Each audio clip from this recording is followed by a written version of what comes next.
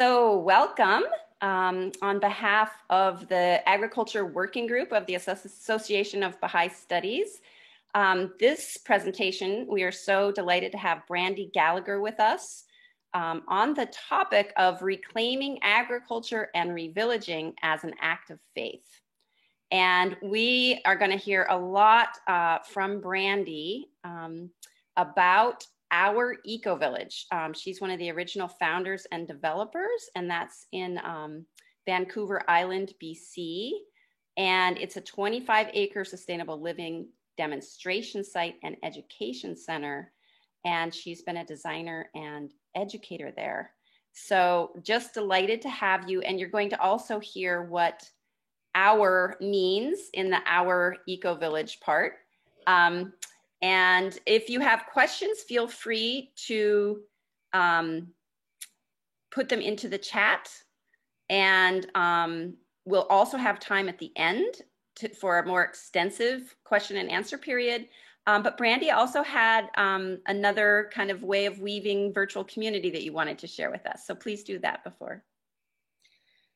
It's always lovely to get into the question and answers.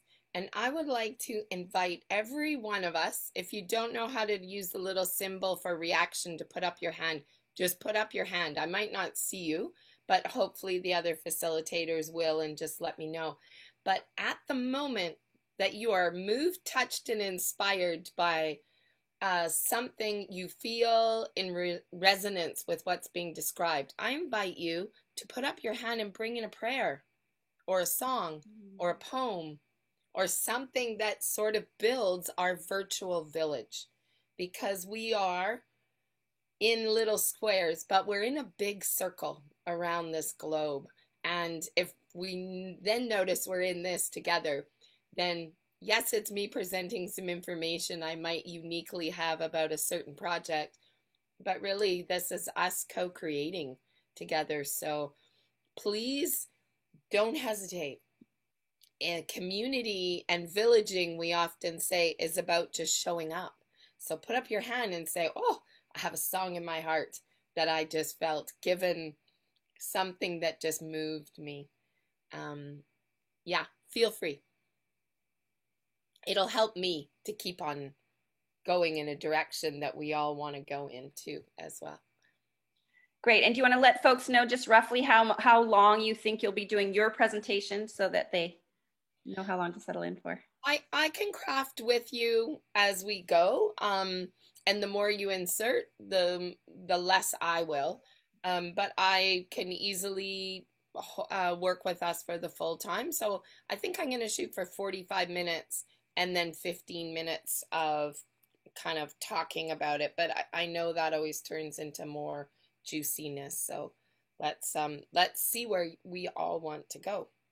Great. Do you want me to just jump in? Yes. And I didn't know, are you going to share a screen or just?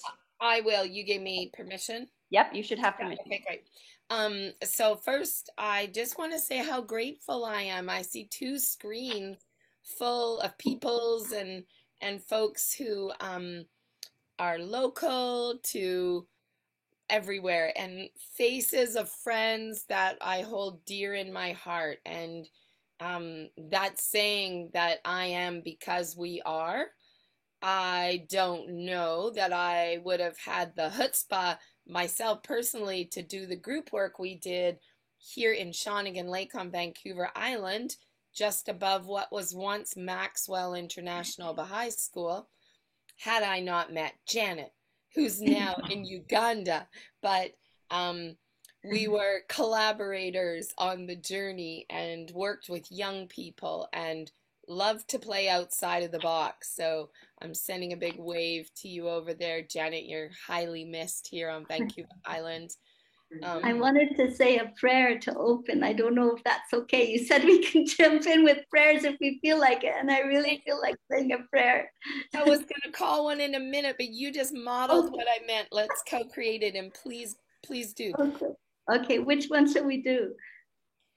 Do you want to do that Sli Halini Ipanga Kela from Hokaminum?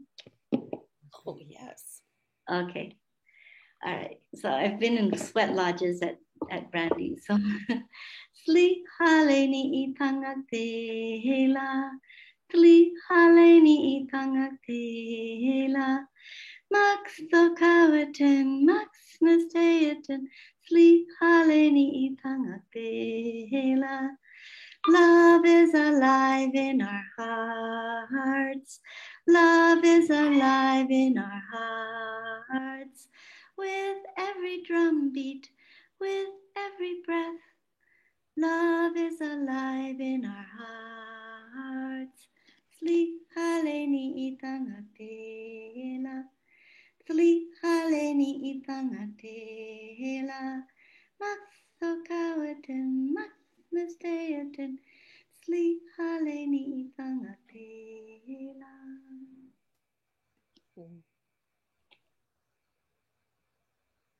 And in Hulkaminam, the traditional language of the territories, which we are visitors on here at our eco-village, the language is Hulkaminam, and the words are with hands raised, Haichka, which is thank you.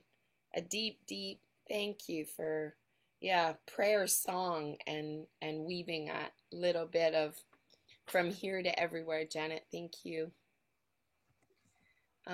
There's more people jumping in, and I want to, in my gratitude, acknowledge all of us. And Winnie, I don't know if you remember me. A long time ago, we met, maybe the early or the late 90s, at a conference in Florida, in Orlando, and you told me about noble deeds and about the Baha'i Agricultural Working Group. So I feel like there's a coming full circle, because you never cease to inspire me from a distance, and everything you've ever written on the listservs, I still saved on my computer for, I don't know, 20 years now. So we don't all know the impact we're having in the world. I had not declared when I met either one of you two who I just named. So sometimes there's those of us who are slow. It took me, I think I signed my declaration card and I finally handed it in 23 years later. But I was on the journey with you the whole time. I didn't have the card in. Yeah, so thank you. Just a deep, deep gratitude for the healing, the love, the possibility that is woven in this virtual village that we have online here, and just who we are. And I would like to, I'm grateful for that prayer again, just on the lands and the territories here in Shawnigan Lake. Our eco-village is really a story, and I want to invite you to sort of leave the mindscape of analyzing something and enter into the embodied place of relationship and the spirit of revillaging. It's a word, village. It's had its historic meanings, but what does that mean now? What does a modern day revillaging? I just came off a conference with 3,000 people who declared themselves a village this morning, and they're doing incredibly deep spiritual work around the world and have committed their lives to each other for 2 years. There's a virtual village. We're learning communities. We're revillaging. Madagascar is taking form in space of place, also has the spirit in these online communities. And I personally have to say, I did a master's degree a couple decades ago and said, we cannot build community in cyberspace, in my opinion, because we won't have the interpersonal and the resonance of heart and spirit. And here we are in 2021, building this deep spiritual resonance and unity with technology. So I stand corrected, and I'm grateful again to be with you. I'm gonna share my screen and jump into, oopsie. Can you see my screen there? Mm-hmm. Yes, we can. Okay, great. maybe small that guy.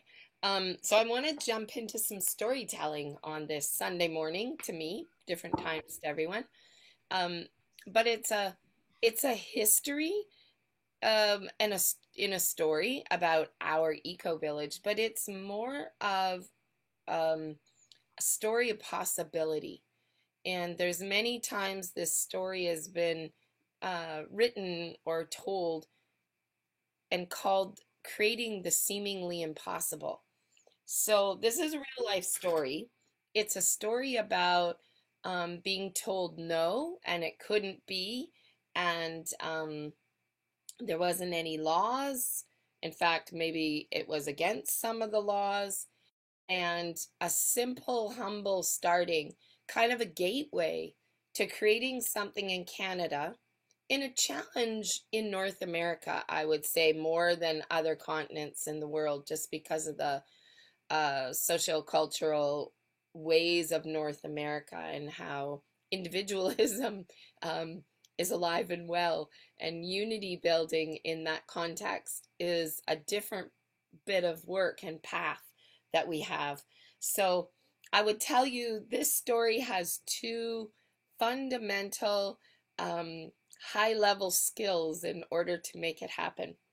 And a lot of people say, you were lawyers, or you were, a lot of us were therapists and social workers, but people say you were lawyers, you were developers.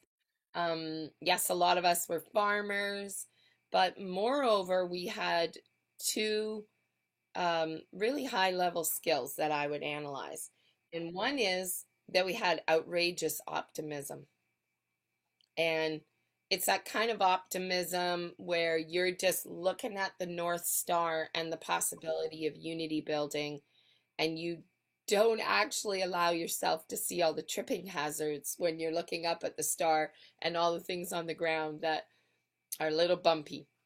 And the second one is um, an inquiry that comes from a place of deep curiosity, not knowing an answer, and just perhaps some people would call it naive, but not already coming fully aware of what is needed or having an answer or a solution, but to be in inquiry and building community, um, and not even knowing what that might mean, but being willing to be led by the spirit of revillaging.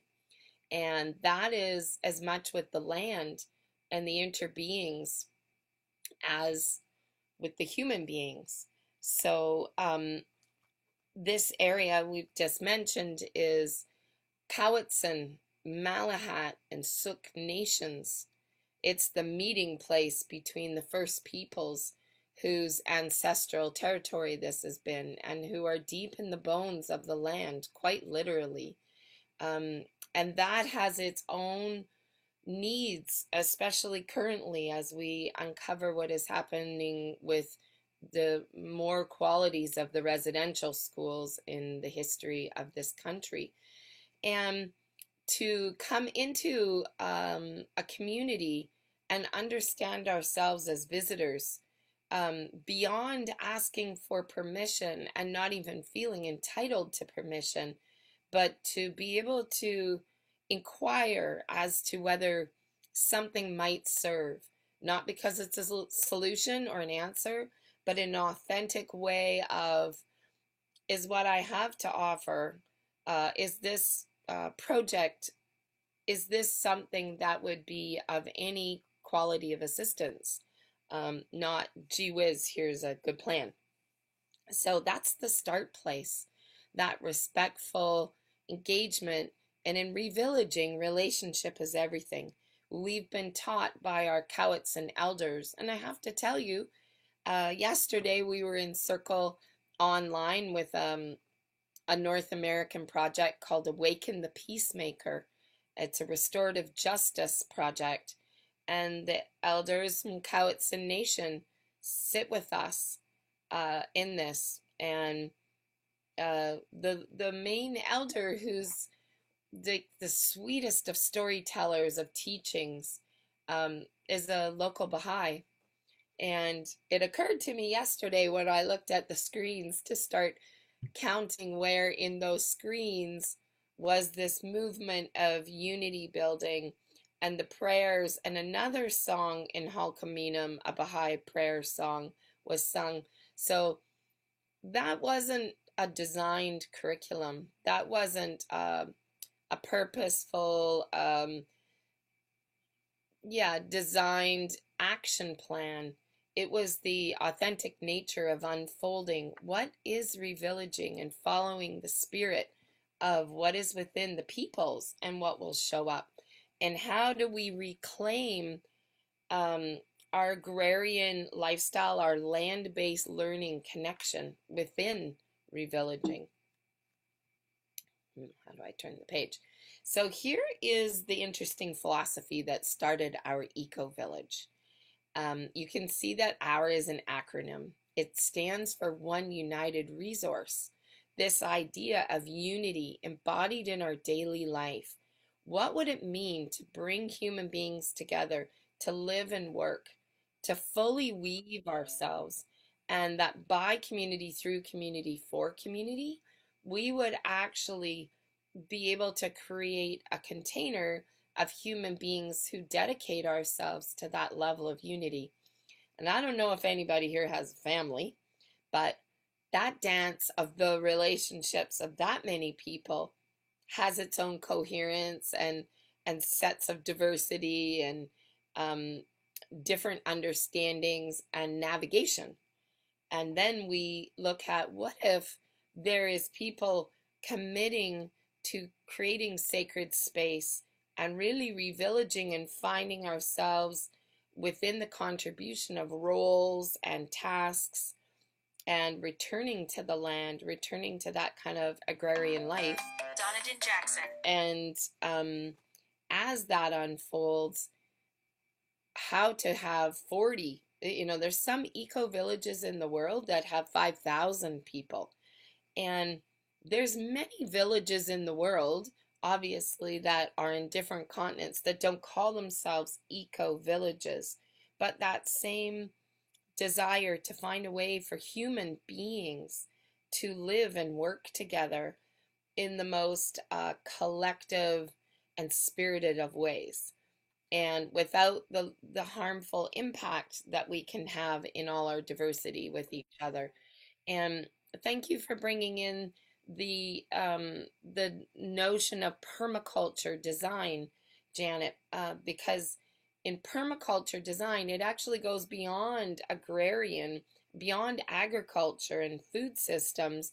It's a holistic lifestyle design system for sustainable living, for eco living or eco villaging, where the environment, the economic, the social, personal, and what is called by the United Nations in the eco-village design curriculum that's been ratified by the United Nations, the term that was chosen was worldview, and it includes indigenous worldview and Western worldview, but it's another language in some respects that allows for the space of spiritual or sacred view.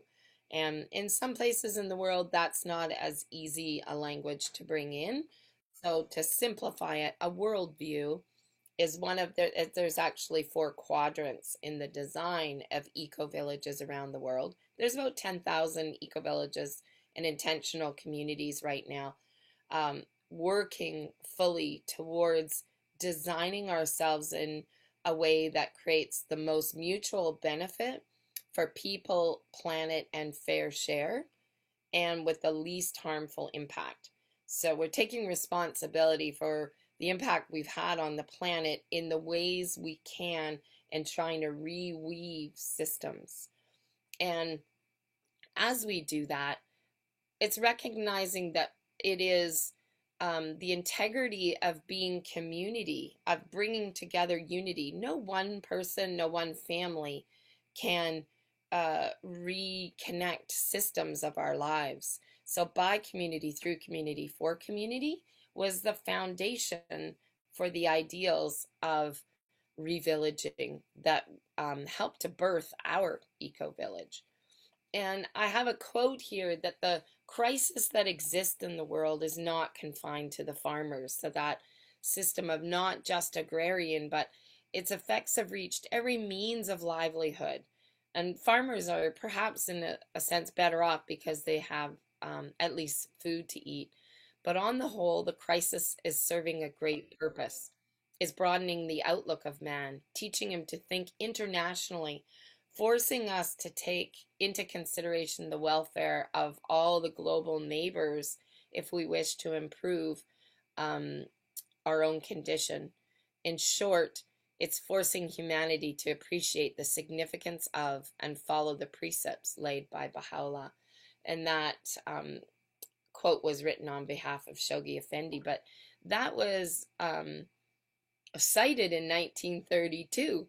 I'm pretty sure nobody was talking about eco-villages in those days, but the understanding that it's really not just farmers who need to think about food, not just certain groupings of human beings that need to think about how to live and work together in order to create productivity, but to be on the spiritual level of revillaging and realize we all belong in unity, that deep yearning for belonging and community and village. It brings 10,000 people a year into connection with our eco-village.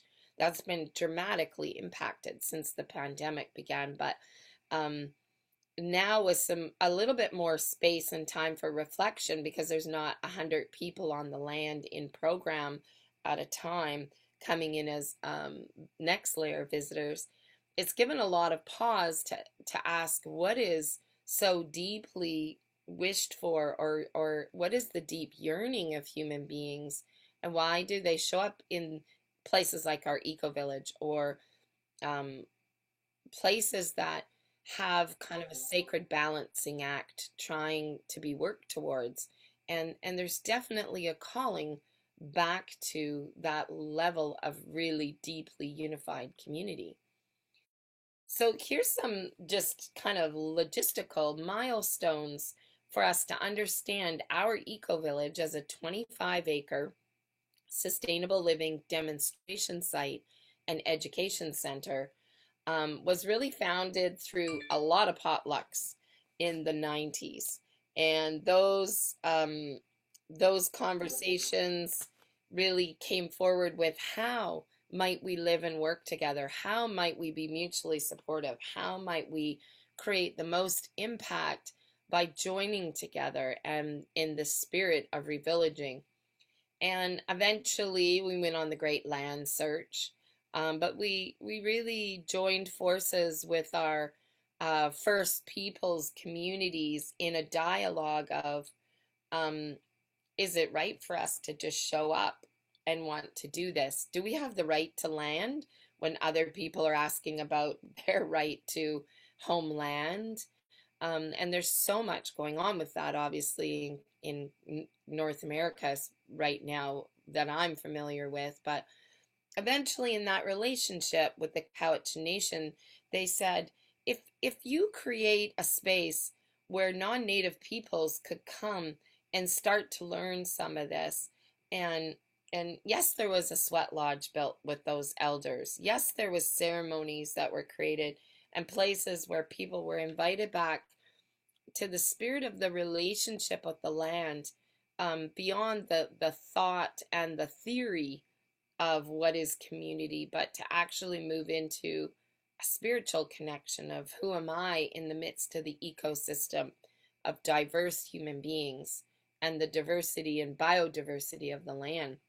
So we moved on site in 1999, and we were simply a motley crew of human beings that had no idea what we were getting ourselves into. I think that's when I met you, Janet. And very quickly after that, we realized we have no idea of how to own land in common. If we want to recreate the commons and understand the common peoples with the common good in the common spaces of the commons, how would that fit into the structures and functions legally of the day? And in a very fruitious move, we actually incorporated an educational nonprofit that leased the land for $1 a year. And we put the land in trust. And so there would be no kind of commitment to an ownership model that we then might want to need to change or back out of in some way. But that nonprofit took on a visioning process that included hundreds and hundreds and hundreds of people. And it was Professor so and so of the University of such and such. It was mayor and council. It was little daycare kids from down the road who drew beautiful colored crayon pictures of what is a village and what is revillaging and what is it to be with the land. And that vision, interestingly, it was given traction by doing something that seemed quite different from a lot of the folks who tried to have common share projects before. I actually was born and raised on a commune and on a First Nations reserve. In order to go to school, I lived off the communal lands and property in the wilderness where I grew up. But I know that most people sort of did stuff away from regulatory processes in order to kind of get away with it. Like if you were building a really unique house and it didn't conform to the building codes, don't do it on a main street. Do it somewhere where you will not be, quote, bothered by the regulatory folks. And it's amusing to many people, but annoying to some of our friends and family, I think, that we didn't choose to go that path. We actually chose to go to all levels of government and second to the Cowichan Nation, but to recognize all levels of government in the community that governed aspects of this and ask if we could partner with co-creating a design for something very unique and that we wouldn't expect it to be the way things should be, but we would create it as a demonstration site for an alternative or an option. Not saying it was the right plan, but just demonstrating an optional opportunity. And that created a sustainable land management design that curiously brought in so many legal and regulatory folks. In 2002, it created a rezoning or a land use. You know, many countries in the world, this would be much less relevant. But in highly developed areas, of course, there's land use zoning and laws that apply.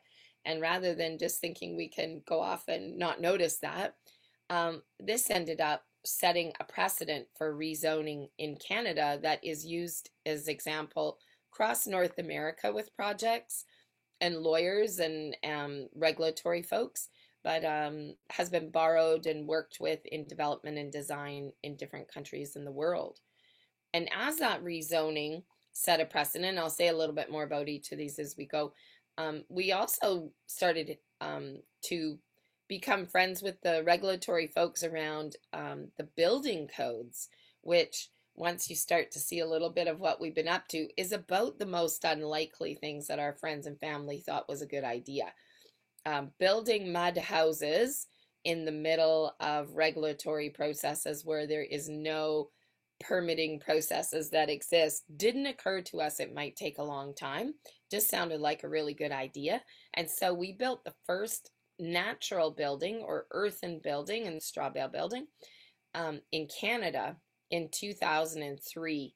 And it has allowed for and achieved a gate opening in so many ways. And we borrow that back and forth from Canada to the United States in particular with codes.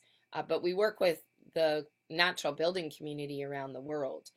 And we conference together once a year actually and bring in folks from each continent.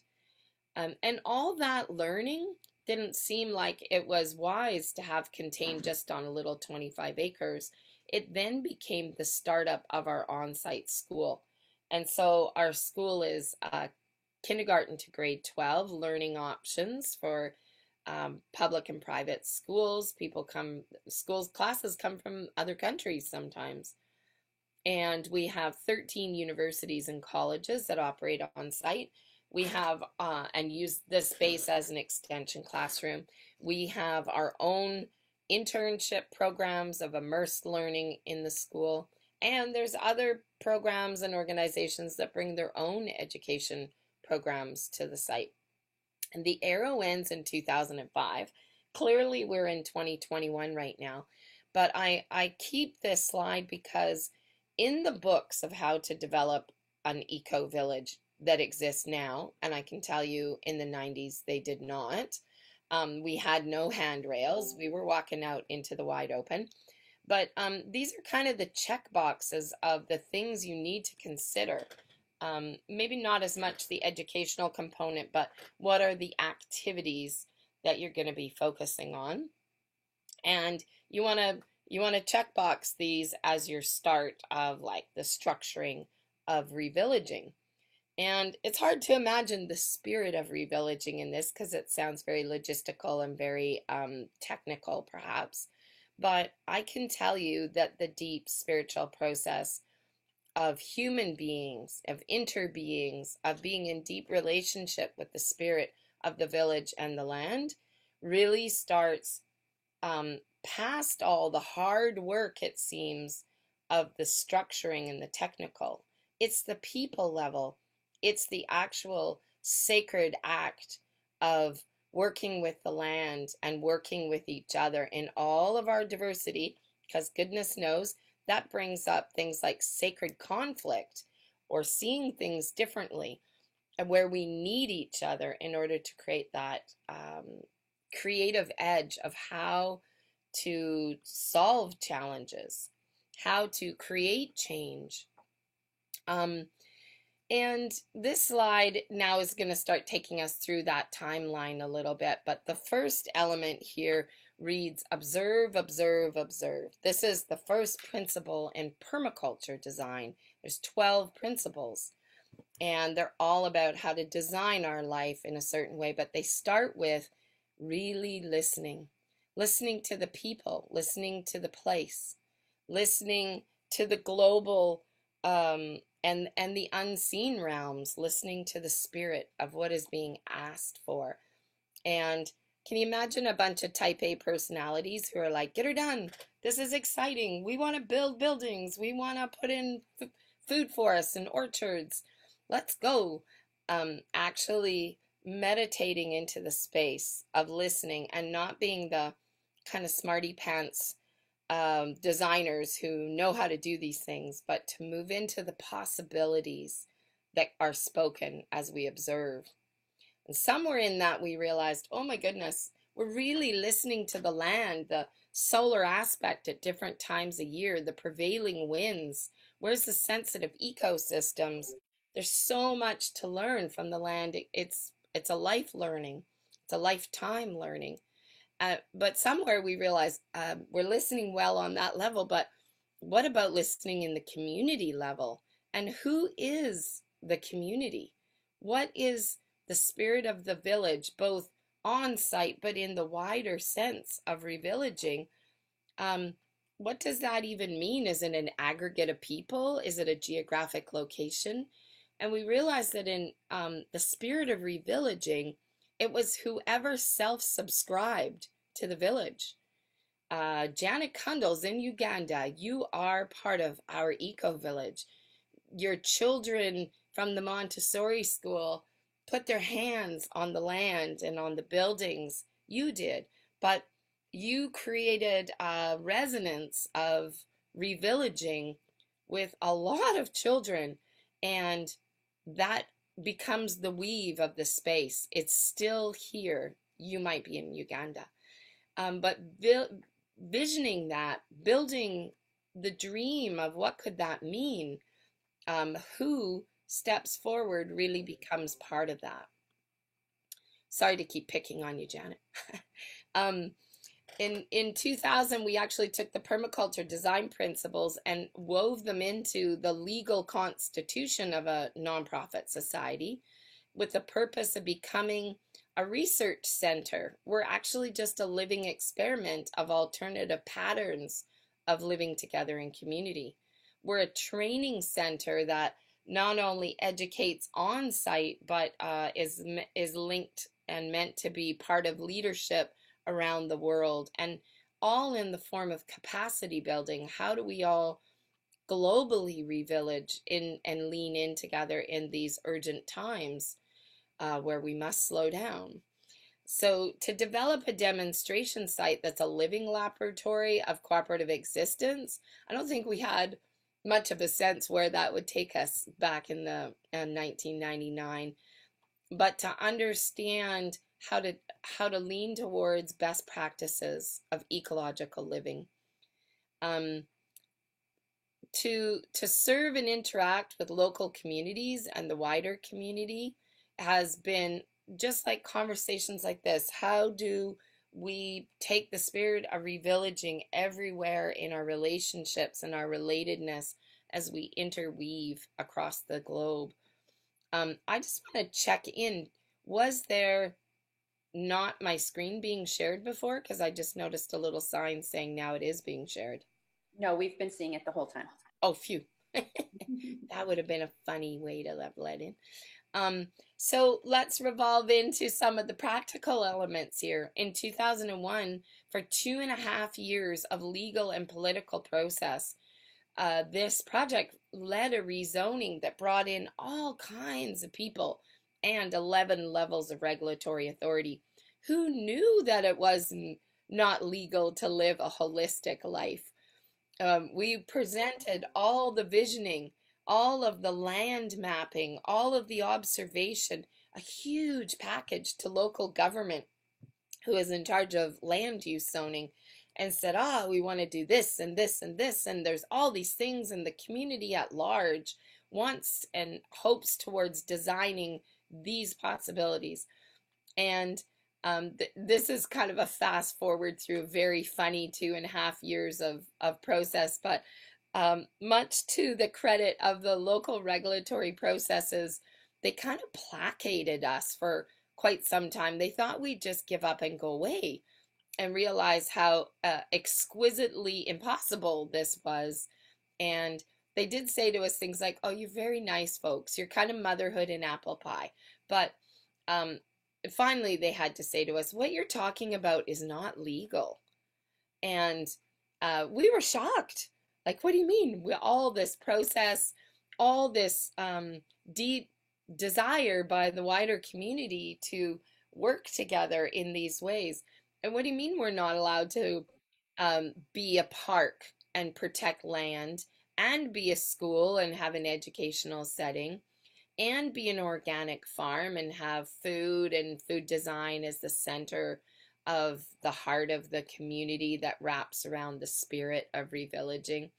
And on top of that, you can't actually live together collectively and cooperatively in land use zoning. And we came to find out that you could only be a park or a school or a farm or a subdivision. And certainly in our request to have food services and accommodation services as part of allowing people to come from all over the world in many different ways, we didn't imagine that that was a whole nother kind of zoning. And the regulatory folks kind of patted us on the back and said, yeah, well, that's not actually feasible. And our response was, really? We want to help you. Like, we could volunteer. We would love to help the legal process become available to everyone to do things like integrated design for living and ecological lifestyles. And also, much to their credit, they never sort of just slammed the door in our face. They admit at conferences when we present together that they found us very amusing, and again, still thought that we were going to get it and pack up and go. We didn't have deep pockets like developers who can use money to solve these kind of problems. We didn't have lawyers on our team who could write all the documents that we were proposing. But what we did have was that level of outrageous optimism. And so we said something that has stood as kind of a key quote throughout the development of the last 22 years.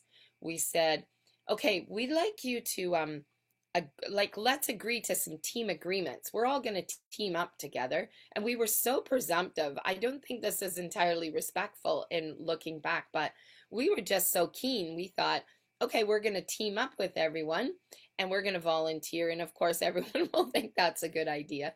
But we suggested some principles of practice for our team.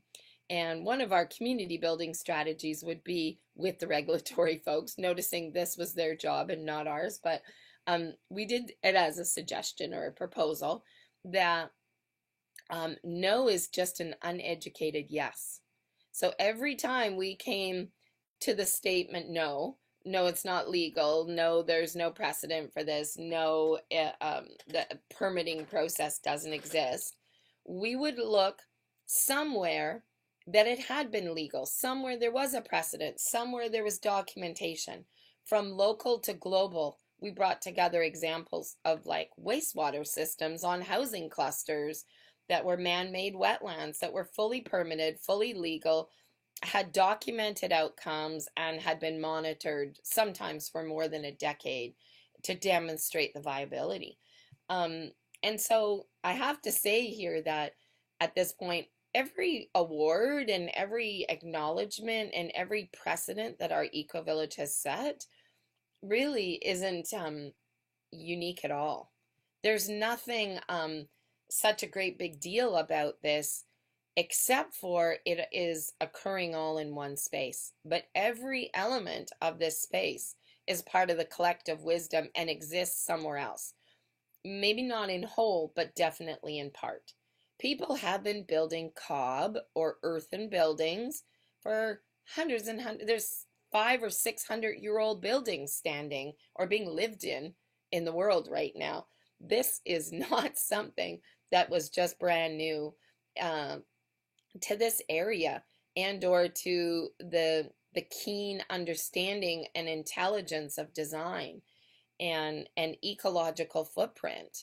And so it was amazing when we had an elders group here who were doing the architecture for a First Nations elders center that was being built. This was probably 15 years ago.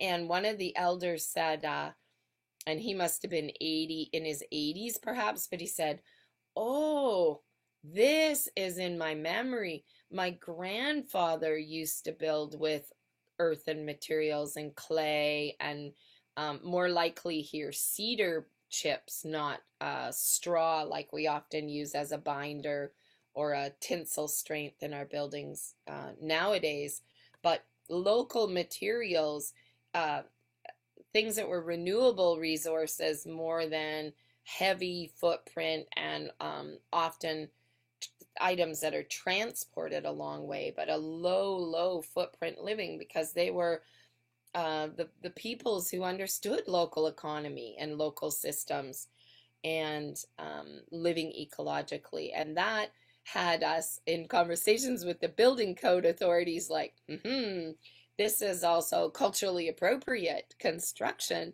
So now all of a sudden the conversation broadens. The program partners at the bottom of the page are the highest authorities of land use and housing in Canada. They partnered with this process. We are a research project in Canada by the federal government. And this is a wise thing because they document everything. They allow for healthy and affordable housing. The constant concept of demonstrating something systemically that then can become part of a wastewater system, for example, has become part of BC legislated Ministry of Health guidelines to have a man-made wetlands that can process gray water and black water. So we actually stopped our composting toilets in our 0 Mile Eatery, our big restaurant. We diverted our toilets back into the system and put flush toilets back into the system. Interesting design change. Put them through bubbler tanks, then through man-made wetlands, and the outflow actually goes subsurface, and waters are food forests, are kind of interconnected orchard systems, and provides micronutrients and irrigation. So you can imagine we have to be very concerned about any kind of chemical use of cleaners or personal care products. It's a highly vulnerable system, but by building it and then researching it with a project funded by the federal government, the main wastewater regulatory official for British Columbia actually wrote the protocols and guidelines and then had it codified in the Ministry of Health legal framework. So the village could serve by doing that. We could demonstrate it and we could flush and we could allow for that. So it's a very practical application of doing regulatory work and permit change. Brandy, real quick, would you just clarify for folks who don't know what gray water and black water means? Would you just clarify for them? Yeah, thank you. Gray water is what runs from sinks, showers, laundry, anything that doesn't have waste that would normally go in a toilet. So this doesn't have fecal matter for sure. So you can treat it in a different way. Curiously, gray water, when stagnant, can have far more toxins in it, especially when you have kitchen gray water, and particularly if you have things that can grow botulism or such. So each has its own treatment. Now to reintegrate the treatment of gray and black being toilet water, then now you have this integrated design system. And hopefully that helps to give a little bit more. I can tell you right now, if you don't know this, that the Pacific Northwest and here on Vancouver Island, we're in the middle of what's been declared an emergency state. We are being hit by a heat dome. So with climate crisis escalating, we have a dome that is holding in. Yesterday we hit 41 degrees here. Our food systems are at extreme risk right now. We have 2 large well systems on the land, and we're not sure how they can hold. And we've got 9 more days ahead of us from the forecast. The systems that we started to build in and design over these last decades are now being tested in a whole nother way. But this was, moving from theory to practice. It's climate crisis to lived on the ground, revillaging, that the human beings can come together in a way where we can be response able. We can be able to respond and responsible to the critical nature of the challenges that the earth and humans are facing as we go forward. And as we keep getting in the writings how a response is so deeply called for. It's not that we had to start 10, 20, or however many decades ago, 10 or 20 years ago in this case, but that we can be consistently designing and responding now, that rather than waiting for the critical nature of things, the more we are putting our hand to the human and social, but also the ecological and environmental element and the worldview coming together. These same principles could be in downtown LA. There's an eco village in downtown Los Angeles that produces a goodly amount of food and has a human and social coherence they've actually, they've painted doves on the streets around the LA Eco Village. And one of the curious inquiries there is they have dropped the crime rate in the community substantially. And so these principles, like how are we adapting, how are we responding, can be urban, rural, large, small. Eco-villaging or revillaging is the design and needs of the local community response and with the land in the area that we are each in. So here is the legal design, the master plan that became codified in Canada and as part of the research project. The legend reads that this outside green area is called the Woodland Wetland Conservation Sector. It's the most sensitive ecosystem areas. There's lakes and ponds in there. There's red listed habitat areas. There's winter streams and creeks. This was the area that we designed, or actually it told us needed to be put into protection. So that conservation sector actually is about a third of the property that wraps around the and landlocks the other activities. In a design that we never realized how hopeful this would turn out to be, we actually protected the community process by wrapping the park all the way around the perimeter and the driveway. So we always tell our kids, when we're been and gone, you're not going to get to subdivide this if somebody comes along and offers $1 billion. It can't be an economic project. In the spirit of revillaging, this is for the common good and can never be for personal gain. And so we tried to tie it up as much as possible. And even putting areas into conservation and protection like this, the kids know, and the next generations know, it would take a lot of money to undo what it took to do this.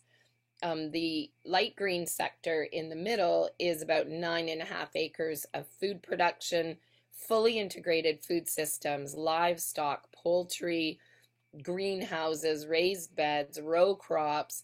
And you can see by the topography lines in the map, there's some steep hillside there. And a lot of people, when we first came to Shawnigan Lake, said, what are you doing a food security demonstration project, a permaculture project where it's glacial till, there's no soil? And the response was to declare that this is why it needs to happen here. Much of the world's food security is grown by subsistence farmers, and in the most impossible situations, and the loss of topsoil, and learning how to build back our microbiology has to become part of the food systems design. So we actually terraced those hillsides and built food forests, or interconnected canopies, layers, if you will. We can easily, in this climate zone, build 5 layers. In tropical climate zones, it's more onto 7 or 9 canopies that become its own ecosystem. And once the system gets into place, like there's whole claiming of desert going back into tropical forests. And there's projects around the world. If you look up Greening the Desert by Jeff Lawton, is a fascinating look in the Middle East of how they're taking on ways to bring back the land and bring back soil building. So the orange area in this map is called the educational, ecological education sector. It's mostly where we have all our indoor classroom spaces, beautiful, handcrafted, sculpted, earthen, straw bale, all kinds of unique design buildings that we built with mostly reclaimed material. So here's another thing, that the village is 90% salvaged and demolitioned materials. Our work was to divert as much as we could from the landfill. So people bring us their surplus electrical, plumbing. Now we don't just demolition things. People are donating stuff as they're cleaning out their garages during the pandemic. We ended up with a lot of materials here, and probably more than we need. So then we share the surplus, another permaculture principle. And the yellow sector on this map is an allowance for a 9-home housing cluster. And these are off-grid, hand-built, hand-sculpted, treating its own waste and trying to close the loop as much as possible. So those are 4 elements of the land use zoning. We also built in a 0-mile eatery. Sometimes we've had 800 people for lunch before on the land. And so food places for like larger amounts of people for being fed, and accommodation. And we have an eco bed and breakfast, a dorm space, because we have lots of high school groups, and we have legal camping on land as well, which is like unheard of in bylaws and land use zoning in our area. And I have to say, it was the legal and regulatory folks who actually helped start to build in this. We have unlimited businesses related to agriculture and one for-profit business allowed within the zoning allowance. And at a time just to start trying to bridge to conventional mainstream cultural norming, we talked about this, AKA, quite like a golf course community, but that this community of people could actually farm together. And the land prices in our bioregion and so far beyond, but are so extreme and exorbitant that young farmers will never be able to obtain buying 25-acre parcel of land. And so this design is actually not only allowing for this collective farming, but also cooperative living. And cooperative is where a lot of that work really moves into play. I'm just going to go through these slides quickly so we can kind of have some more time to interface. And if anybody has a song or a poem or a prayer you want to add in right now, please let me know. I like to take people right out of your thinking heads and lull you into story time with this. But please jump in. I'll sing Richard St. Bar Baker's song for the tree planting with the children, because you're using some trees there, and so we'll think of him. From our hearts, with our hands, for the earth, all the world together. From our hearts, with our hands, for the earth, all the world together. Oh, thank you. That just kind of lands me back in time and place with you, Janet.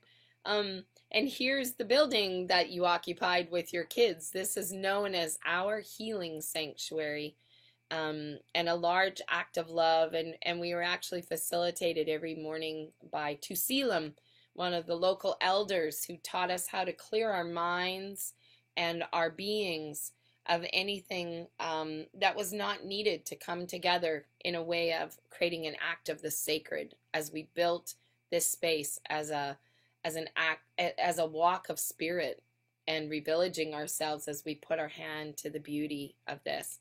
These are eco-forested post and beams that came from a neighbor who came to a potluck and said, "Oh, I have an eco-forestry center. Can I donate these?"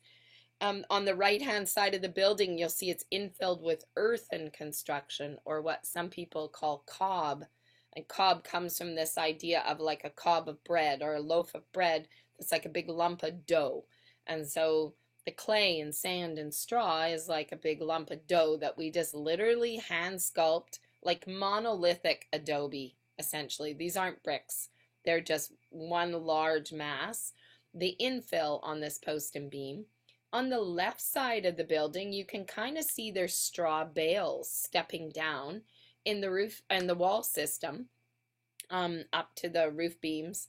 And those straw bales are on the north side of the building. There is no opportunity for passive solar gain.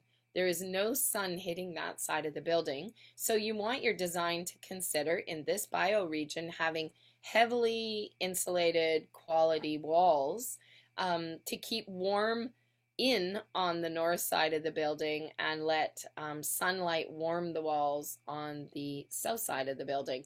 And let me tell you right now, the people that are staying in the healing sanctuary have been to no end grateful, because that building is cool right now, and we're going into the wherever 40s degrees Celsius today. It's unbearable in some of the conventional buildings if you don't have some kind of way to cool. These buildings cool themselves.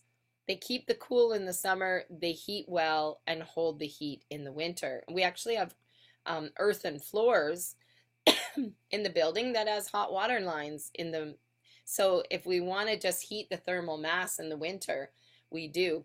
And you'll love that roof line. If you're have a lick of building experience, you'll probably run the other direction. There's so many compound angles on building a little hobbit home roof like that. Of course, those of us with outrageous optimism said, it'll be fun. it'll be beautiful, it'll be great. And then we realized it'll take so long and have so much detail. But that kind of like spirit of naivety and inquiry had us try and figure out, can we do it? 2004, we had the privilege of one of David Suzuki's filmmakers joining us and documenting the process of that building. And we handed that documentary film into the federal government to talk about these kind of principles of design and living. And they actually funded the startup of our School of Sustainable Learning. That was an amazing milestone for Canada. A little nonprofit on Vancouver Island was actually supported by the federal government to start a sustainable learning center. And in those days, we might not remember this, but the term sustainability was hardly used. Now you're trying to fit it 3 times in one sentence. But in terms of design and lifestyle priorities and footprint impact in the world, it wasn't the top conversation. And climate emergency and climate crisis was not being described by, there was no intergovernmental panel on climate change in those days. Now we know it as a world concern. But again, the federal government of Canada demonstrated some foresight in a very curious way, because it was very community based and community led. And there's the end of that arrow on the timeline. That was kind of like, we got through all of our regulatory processes. We sculpted and you know, blood, sweat, and tears, the whole process of creating beauty and magic. And we thought, wow, we're going to be able to sit back and live together now and build our houses. And that was when we got a call from the federal government again. Canada Mortgage and Housing said, would you like funds to design that 9-home eco housing cluster? And we also were awarded something called the FOG project, how to finance, own, and govern the commons. This, as a Canadian project for cooperation, was a great path forward for all of collective and unity building projects, because it gave us a lawyer's team. And for 8 years, we researched and looked at examples in Canada. And I have to tell you, friends, it is only 2 weeks ago we got the water system on our well approved. It's innovative, it's unique. We colored way outside the lines at the cost of not having a home.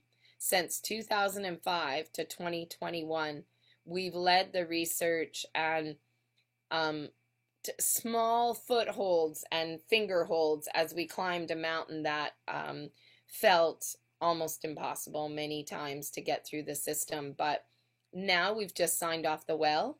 We can finish our permitting process and we can legally live in our houses. For 22 years, the contribution to the wider community and the greater good means that people lived in yurts and trailers and so forth. And a lot of families just couldn't do it. And it's taken a toll, like being a demonstration site with 10,000 learner connects per year doesn't necessarily support well the foundation of family and the on-site core community. And we're in a revisioning and a redesign and really calling back in the next layer, the evolution of the spirit of revillaging with people who see themselves as long-term life stewards that live our credo. And I really wanted to include this. It was written long ago on behalf of the Universal House of Justice to the Canadian National Spiritual Assembly. But when the Baha'i community in a village becomes, can I get backwards? Is a significant portion of the population, it has a wide range of opportunities to be an example, an encouragement, a means of improving the life. Can't see past my screen there. Among the initiatives which it might take are measures to foster education, child education, adult literacy, training of women, better discharge of responsibilities as mothers, and to play an enlarged role in the administration and social life of the village. encouragement of the people of the village to join together in devotions, perhaps in the early mornings, irrespective of our varieties of religious beliefs. And believe me, there is every walk and talk of folks here at OUR. Supportive efforts to improve the hygiene and the health of the village, designing and working towards these systems, in other words, including attention to the provision of pure water, and I'd say reclamation of not so pure water, the preservation of cleanliness of the village environment, the education of harmful effects of narcotic and intoxicating substances. And no doubt other possibilities will present themselves to the village Baha'i community and its local spiritual assemblies. So it kind of feels like long ago, a call to us in the spirit of revillaging to find each other. And it's easy in North America to live, well, maybe not always easy and not even attainable for many, but to live in our own individual homes and we try and share resources is one level of life design. But to actually collectively and cooperatively share the economics and the social and the spiritual with the environmental is becoming more and more possible in real life examples that there's so many beautiful opportunities coming together where farming and food is the center of it quite often, but there's the whole intricacies of the ecosystems of the spirit of our lives. And here's some last pictures of our community in action. Food being so central, we often eat outside, so we're in connection with the land, but the harvest and the abundance, we eat a lot of flowers here, I have to say, in the summer. It's one of my favorites. There's teachers and people who come to Circle and bring the spirit of that deep connection from all over the world. And there's many times I've been in Circle here with 18 to 20 countries or language groups represented. And here is a picture of, in the bottom right corner, of Bill. He's the former farmer and land steward of the lands that were that are the territories of the Cowichan peoples. He's putting a peace pole up, and it's a volunteer and contributors honoring ceremony we had. He's putting up a peace pole to honor the territory and the lands of this village, of the Hulkaminam speaking peoples, unceded territories that we're on, and that the ownership and title, the piece of paper, doesn't describe the efforts and the love that Bill held here, and the people who were here stewarding before Bill have come back and done the same. And of course, the elders hold this space and actually bring in the teachings of this bioregion, of the peoples, of the cultural considerations of this area, and a deep way of other knowing with land. And I have to tell you, Bill, when he first met us 23 years ago or 25 years ago, he thought this was pretty wild, and he did not believe for a second that human beings were all going to come and do all this and work together and live together and what, we're going to hand sculpt mud houses. So Bill wouldn't sell us the land. And story goes forward where a year and a half later, he finally did. He came back to us and said, I have to see this land protected. I can't subdivide the land. He went on a subdivision proposal and got it fully approved. But he did. He transferred the title.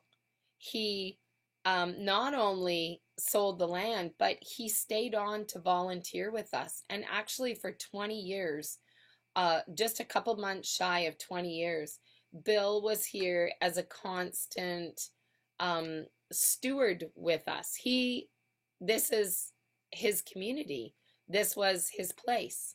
And he might have physically moved off the land, but he never really left.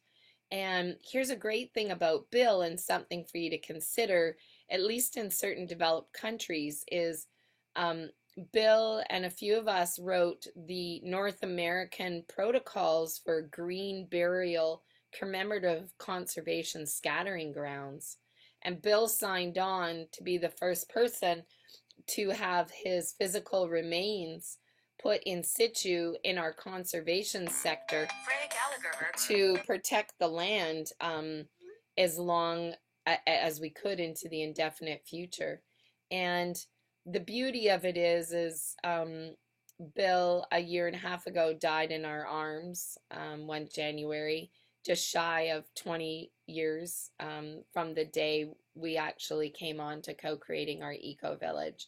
And he's been honored by all peoples who came this way before, including the local elders, as part of the continuity in the spirit of revillaging, and those who believe in the possibility of creating the seemingly impossible, sculpting a life out of what becomes from waste to resource, human beings who seem maybe the least likely to being the most hopeful and leadership focused. So I propose to us all, it is such faith that sufficeth above all the things that exist on the earth, whereas no created thing on earth besides faith could sufficeth thee. And that comes from the Bob and the selection of the writings. So thank you for this little time of being able to storytell and to jump in with you on taking you on a little Sunday morning storytelling in the spirit of revillaging and reclaiming our agricultural and environmental connection to the earth. Hand it back to you. Yeah, and thank you, Brandy. I'm going to, on Zoom, we twinkle at each other instead of clapping, but I think everybody's twinkling at you right now. Thank you so much for a wonderful, wonderful, really inspiring presentation. And we do have two questions. One, Gary, I don't know if you know Gary, but he is an expert in cooperatives. So he has a question around that. And so Gary, I'll maybe let you unmute and ask your question. And then there's another question from Lee about asking if there are people of color involved in the community. So that's a separate one, perhaps. So you can be thinking on that, but let's have Gary ask his question, and then we'll have Fred ask his question after those two. Okay, I'm in the dark, but I guess that's just life, because here in Ukraine, the sun has already gone down, going down. Basically, it's just a question about how is the structure organized of the organization. Is it like a cooperative, one person, one vote, and that sort of thing? That's my main question.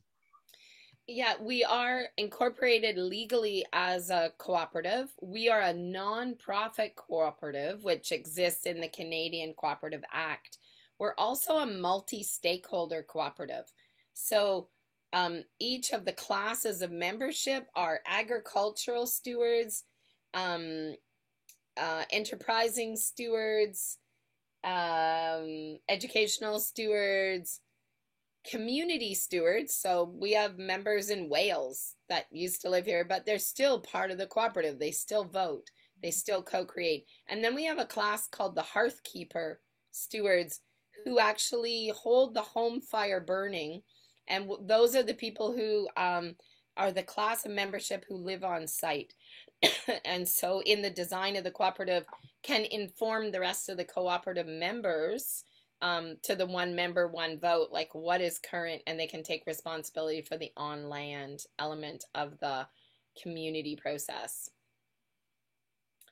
I want to say one more thing is when you create unusual structures, we thought we would build a governance system and decision-making model that was more equitable than one member, one vote is a majority vote in the Co-op Act. But we worked with lawyers to build in a consent and consultation process. So we built in a Baha'i framework for consultation, and then consent versus consensus, or rather than consensus.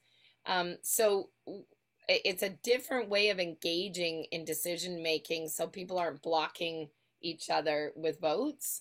But it does lead to more collectivism, I think, and that's something to research. Sociocracy or dynamic governance teamed up with a cooperative model is being utilized in many projects and places and communities I see in the world. And of course, we have to refer to the laws of the land.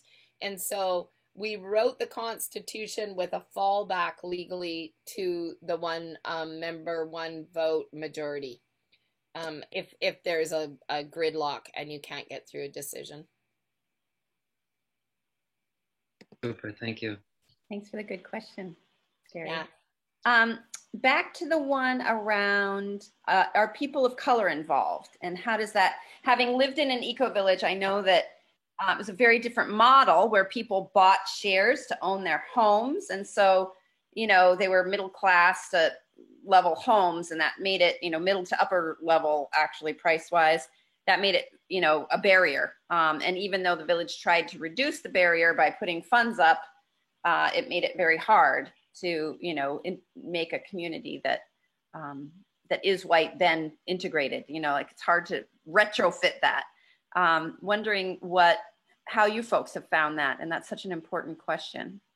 It's so difficult, and yeah, you're right. And all the eco villages talk about, once you get set on a track, it's pretty hard to go backwards. So I think a lot of it has to do with the founding elements of how something is created. Thankfully, in our case, we have had the relationship and yeah, the adoption of us to each other within the Cowichan Nation.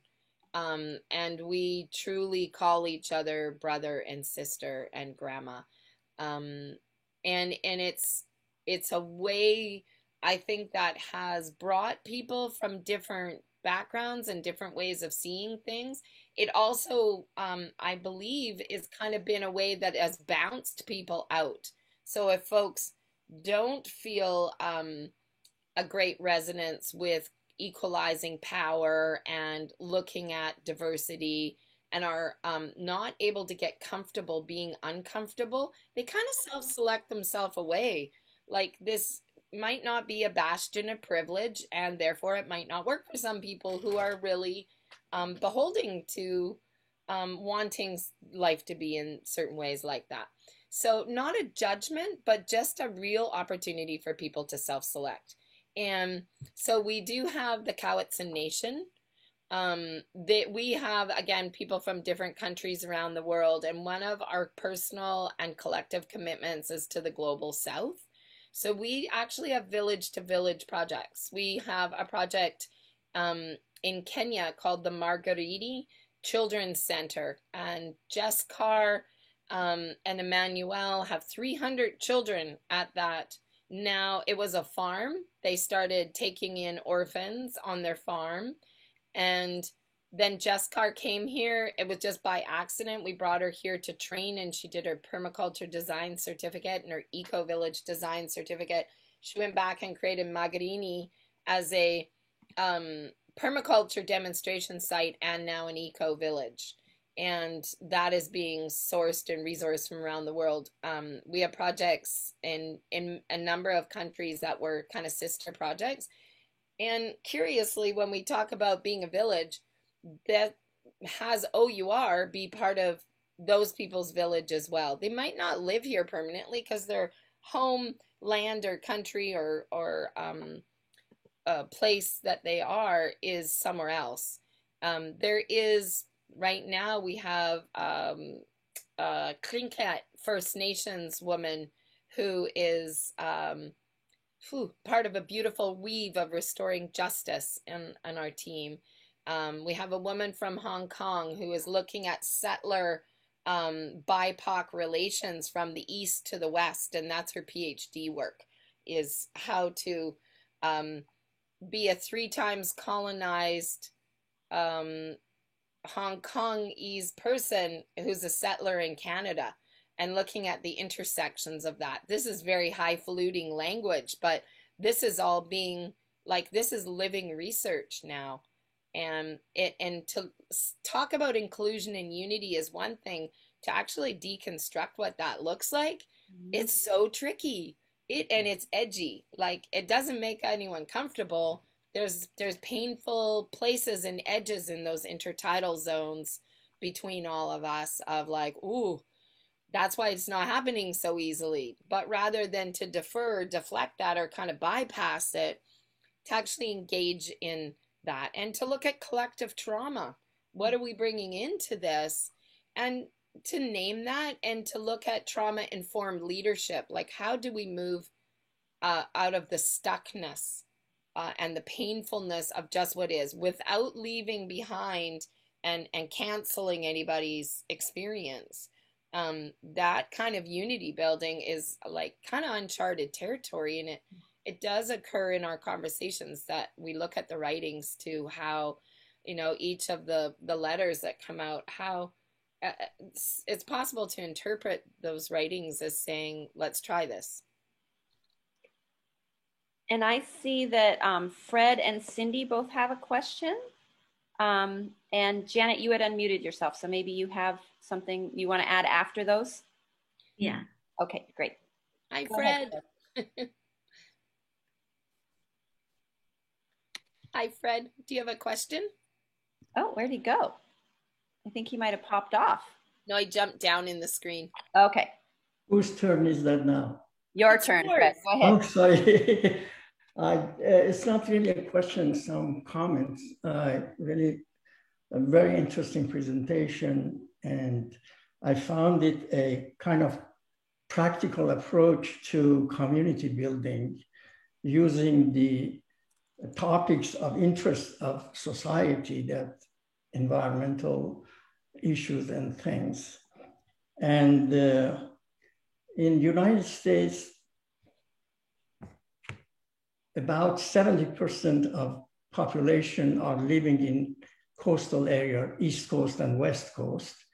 And we have concern about the losing agricultural lands to urban development.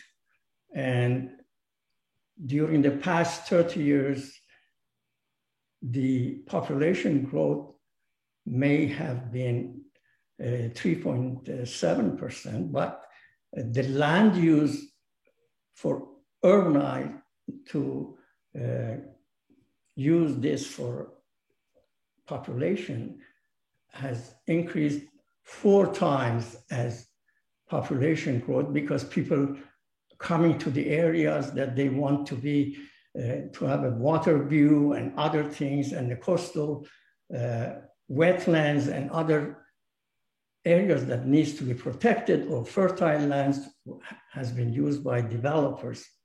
These are the things that during these days I was decluttering. I am retired. I was working for the Department of Agriculture in Maryland, and I was in charge of the Water Quality Improvement Act, one of the projects of the EPA for the pollution control of different land uses to Chesapeake Bay. I found this document when I was decluttering my documents and papers and things. The name is Smart Growth. And 20 years ago, several departments in the state of Maryland got together to develop a plan for the year 2025, a goal to control this and try not to lose the agricultural land. This is something that really a different approach that we have, and I wanted to use this and go back to the department to see we are getting close to 2025, what we have done and what we have accomplished. However, this was something that brought me to my memories of my work with the state and the different approaches that we can have in different areas and so on. And again, thank you very much for your presentation. Thank you. Janet, you wanted to share something, and I have a question also that I think many of us might be wondering. So, yeah, I was just going to say that Jennifer Wasike is from Kenya. She's now back in Kenya, but for about 20 years she lived in BC, and she was often up there at the Eco Village.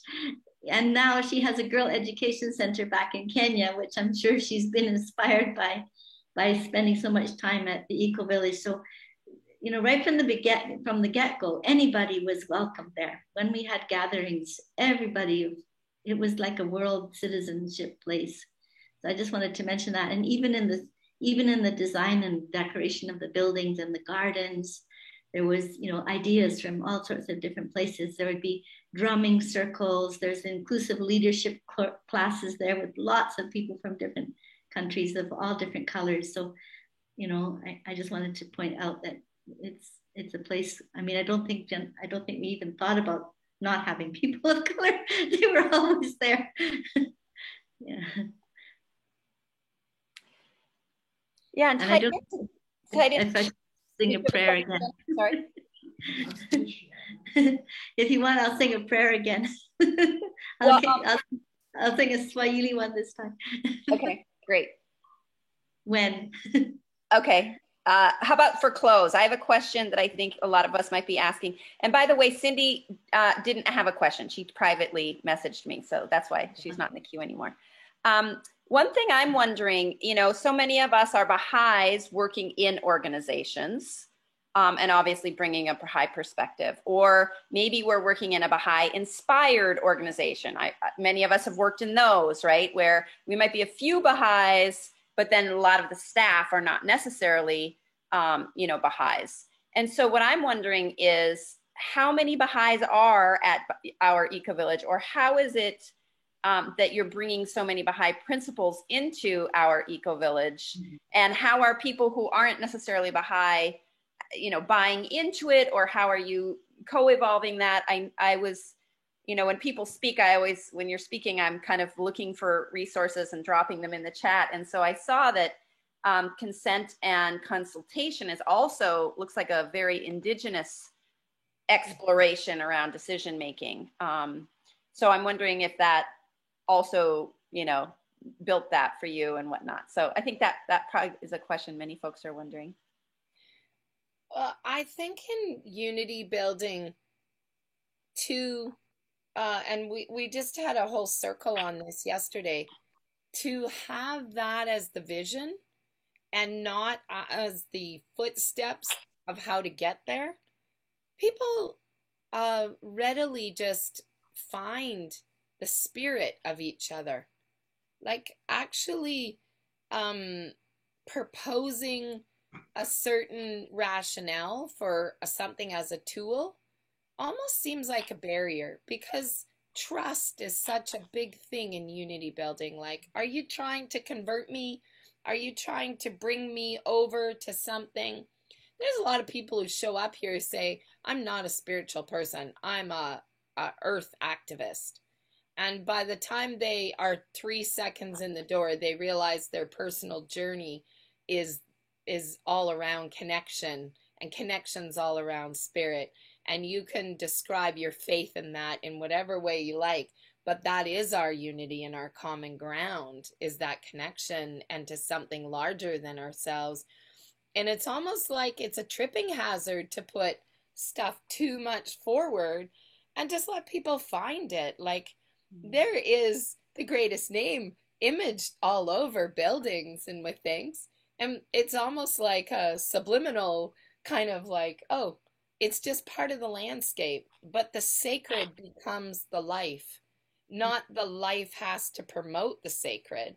It just isn't integrated, just like diversity of people is like, we all have different ways of enacting our faith, even within the Baha'i faith. And we all show up in the ways that we do, and to let the village be the village in that. And I think that things are just all over available, and nobody has to say anything. It's always fun in a circle when people say, I'm from Brazil and I speak this language, identify this way, and I'm Catholic. And then the next person sort of goes and you're like, wow, there's witches and Wiccan people right beside Baha'is. And, you know, the fun thing is they don't necessarily know it about each other.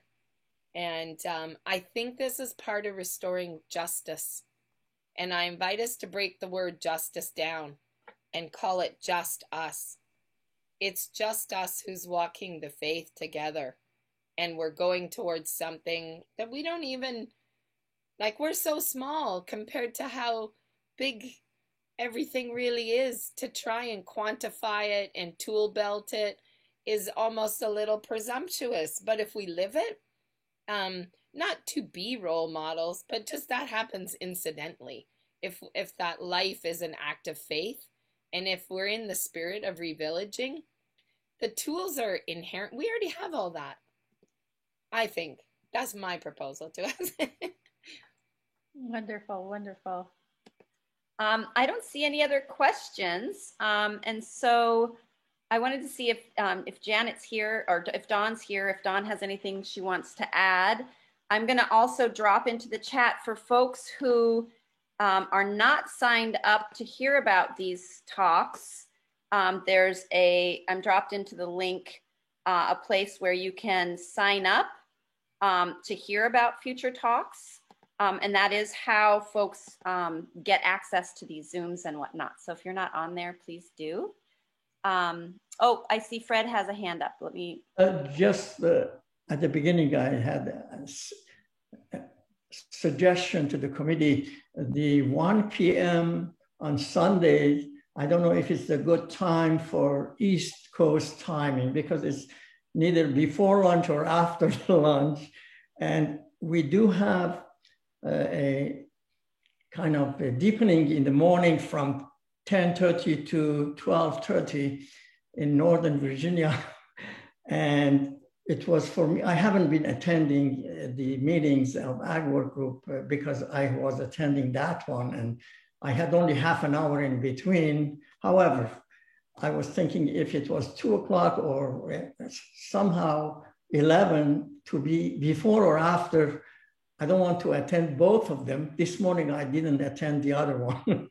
However, Great. We have several. Just a suggestion for consideration, nothing more. Wonderful. We have several convening group members here who will bring that back to the meeting. And by the way, we're always love to welcome new folks on to the convening group. So let myself or Winnie or Dawn or Niels here or Janet and Ned. Brandy, did you want to say anything to bring us home? And I know we have the prayer from Janet to close with. I did put our website in the chat, ourecovillage.org, if you want to find us. I want to create an invitation to all of you to come here one day when the time ever affords, but also to revillage in our own communities. It could be our neighborhood street.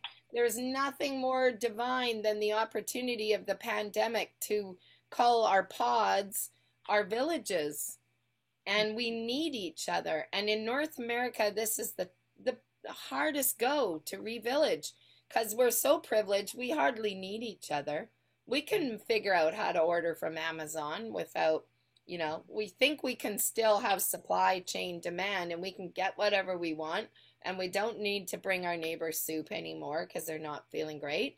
But I invite us to need each other in these times and need our revillaging like we've never allowed ourselves in all the things that concern us in the world, but to deeply move into that interbeing with the land. It's crying right now. Mm-hmm. And our community need for the spirit of revillaging. It moves me to tears in the middle of a heat wave we've never experienced here before. Our trees are dying today. Our coastal community is losing our cedars. They're our life, our history.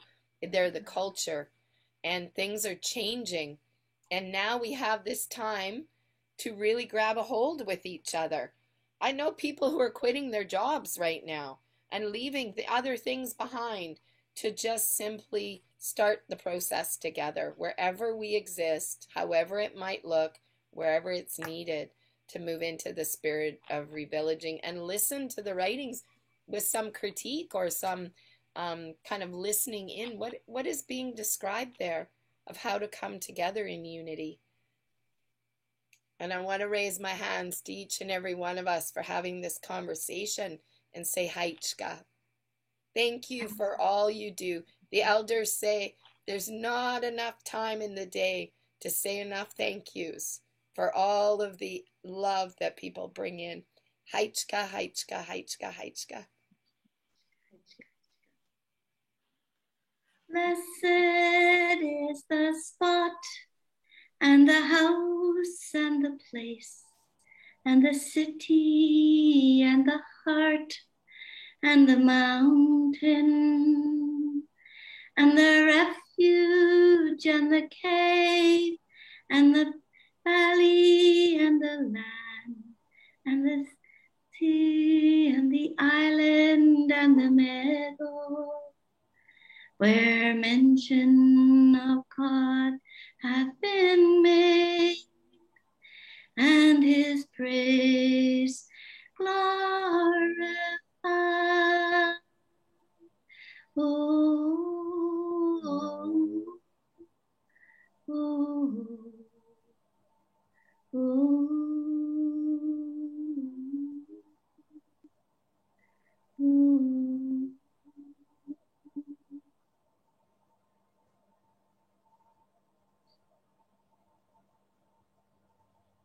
Thank you, friends. Feel free to unmute and say a warm goodbye to each of you. Thank you. Oh, wonderful to see you. So Turn on your camera if we can see your face, if you can. Thanks Thank again, you. Randy. Such a fantastic presentation. Yeah. Thank you. Thank you so Thank you, much. everyone. Goodbye. Lots of love. Thank you for sharing so much. Alawapa. Thank See you. you all. So Goodbye. inspiring. Thank you. Thank you. So next month is a break, isn't it? August is all about soils, and October is all about organic farming from a 200-acre organic farmer. We've got And good oh, stuff lined up. and we have Jenna Nichols. We have Jenna Nichols in there. So I think the soils is September and Jenna's the August one, isn't it? So she's running one a group called One Planet. So it's like ecological economics. Anyway, sorry.